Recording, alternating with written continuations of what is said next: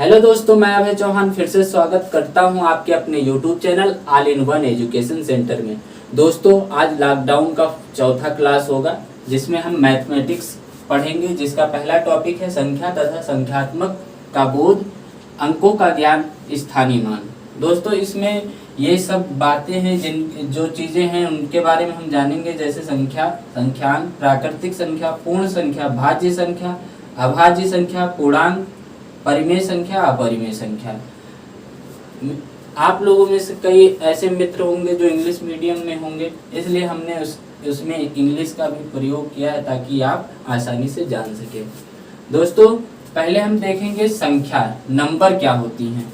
दोस्तों, कौन सी चीज़ें कितनी हैं या कितनी चीज़ें हैं, इसका बोध हमको जिन माध्यम से होता है, जिसके द्वारा होता है, उसे ही संख्या कहते हैं। और अब आते हैं संख्यांक, न्यूमरल किसे कहते हैं। दोस्तों, संख्यांकों को जिन संकेतों के माध्यम से दर्शाया जाता है या लिखा जाता है उन्हें संख्यांक कहते हैं। जैसे हम एक को हम क्या लिखते हैं, एक ऐसे लिखते हैं, ऐसे भी लिखते हैं, फिर एक ऐसे लिखते हैं। ये लिपियां हैं, ये रोमन लिपि में हो जाएगी, ये अंतर्राष्ट्रीय लिपि हो जाएगी, ये देवनागरिक लिपि हो जाएगी। तो ये लिपियां हैं। संख्याओं को जिन संकेतों द्वारा व्यक्त करते हैं उन्हें संख्यांक कहते हैं। अगला है प्राकृतिक संख्या। दोस्तों, नेचुरल नंबर कौन सी होती हैं, जो एक से स्टार्ट होती हैं, 4, 5 और वो ऐसे बढ़ती जाती हैं। सबसे छोटी नेचुरल संख्या क्या होगी, 1 हो जाएगी। और सबसे बड़ी कोई नहीं होती, क्योंकि उसके आगे एक और नंबर जोड़ दिया जाएगा तो वो उससे भी बड़ी हो जाएगी। अगला है पूर्ण संख्या। दोस्तों, जो प्राकृतिक संख्या है उसमें एक बस 0 बढ़ा दिया जाता है, वही वो होल नंबर हो जाता है, 3, 4, 5 ऐसे करते हुए। सबसे छोटा नेचुरल नंबर क्या होगा, 0। आते हैं अगला भाज्य संख्या। दोस्तों, फैक्टोरियल नंबर क्या होते हैं। फैक्टोरियल नंबर वे होते हैं जो स्वयं और एक के अलावा किसी कम से कम एक अन्य संख्या से पूर्णतः विभाजित हो जाए। कहने का मतलब है एक से, स्वयं से, यानी जो वो संख्या उससे, और एक से, तथा कम से कम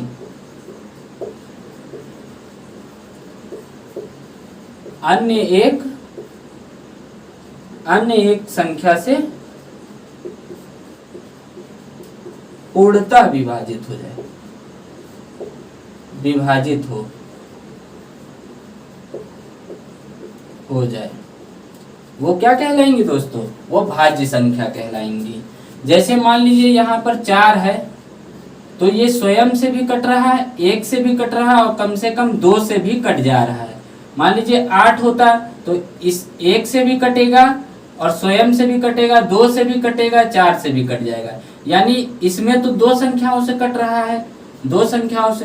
तो यहाँ पर कहा गया है कम से कम अन्य एक संख्या से कटे, ज्यादा से ज्यादा कितनी भी हो सकती हैं। तो ये क्या हो जाएगा, भाज्य संख्या। अभाज्य संख्या प्राइम नंबर क्या होती है, जो स्वयं और एक के अलावा किसी और से ना कटे, किसी और से विभाजित ना हो, विभाजित नहीं होते, वो क्या कहलाते हैं, प्राइम नंबर कहलाते हैं। जैसे 1 है, 3 है, 5 है, 7, ये एग्जाम्पल हैं ऐसे करके। अगला देखते हैं पूर्णांक संख्या। इंटीजर्स क्या होते हैं। दोस्तों, इंटीजर्स जो पूर्ण संख्या होती हैं, पूर्ण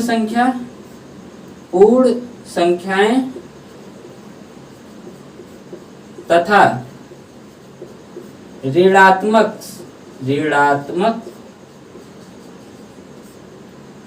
सभी संख्याओं को सभी संख्याओं को पूर्णांक कहते हैं, पूर्णांक कहते हैं।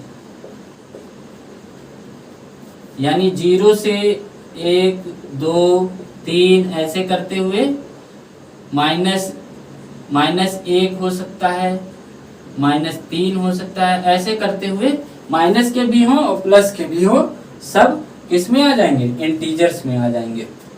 अब देखते हैं परिमेय संख्या। दोस्तों परिमेय संख्या वे होती हैं जो P/Q के रूप में लिखी जाती हैं, परिमेय संख्या वो कहलाती हैं। बट यहाँ पर एक बात ध्यान देनी होगी, Q does not is equal to 0 होना चाहिए, यानी कि Q का मान कभी भी 0 नहीं होना चाहिए, वही परिमेय संख्या कहलाएंगी। जैसे एग्जाम्पल देख लीजिए, 1/3, 4/7 ऐसे करके। अब आते हैं अपरिमेय संख्या।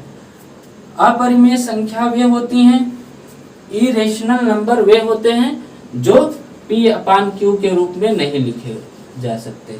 जो P/Q के रूप में लिखे जाते हैं वो रेशनल नंबर होते हैं, और जो P/Q के रूप में नहीं लिखे जाते हैं, लिखे जा सकते हैं, वो इरेशनल नंबर होते हैं। जैसे √3, √5 ऐसे करके ये हो